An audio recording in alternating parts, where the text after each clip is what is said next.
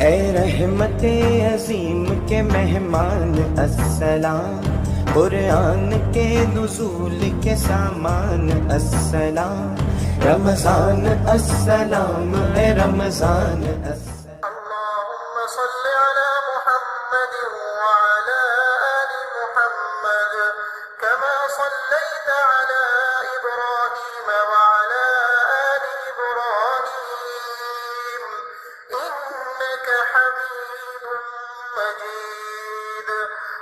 اللهم بارك على محمد وعلى آل محمد كما باركت على إبراهيم وعلى آل إبراهيم إنك حميد مجيد۔ بسم اللہ الرحمن الرحیم۔ السلام علیکم۔ میرے چینل میں آپ سب کو بہت خوش آمدید۔ رمضان کے 9ویں روزے کے وظائف لے کر میں آپ کی خدمت میں حاضر ہوئی ہوں۔ اس دن آپ نے کیا پڑھنا ہے نوٹ کر لیں۔ فجر کی نماز کے بعد 1 مرتبہ پڑھیں لا الہ الا انت سبحانک انی کنت من الظالمین۔ اللہم انی اسألک بانی اشہد انک انت اللہ الاحد اللہم انی اسألک بأن لک الحمد لا الہ الا انت الحنان المنان بدیع السماوات والارض یا ذا الجلال والاکرام یا حی یا قیوم۔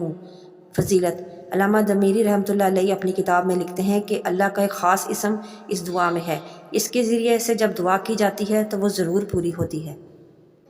ظہر کی نماز کے بعد 1 مرتبہ پڑھیں سورہ رحمان۔ سورہ رحمان آپ نے مکمل 1 دفعہ پڑھنی ہے ظہر کی نماز کے بعد۔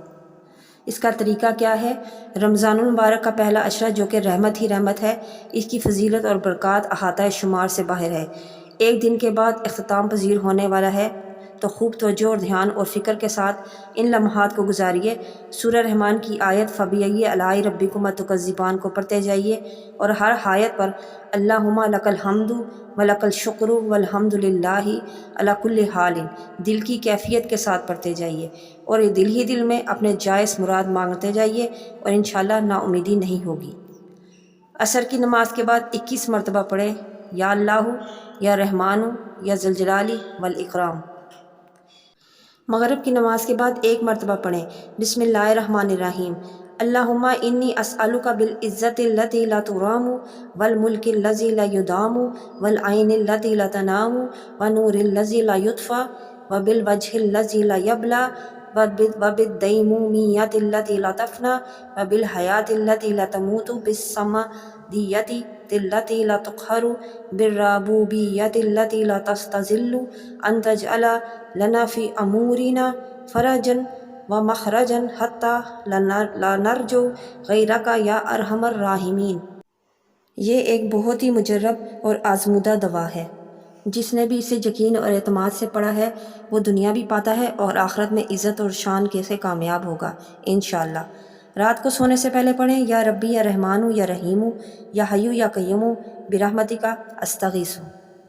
یہ تھے 9ویں روزے کے کرنے والے دن کے تمام وظائف۔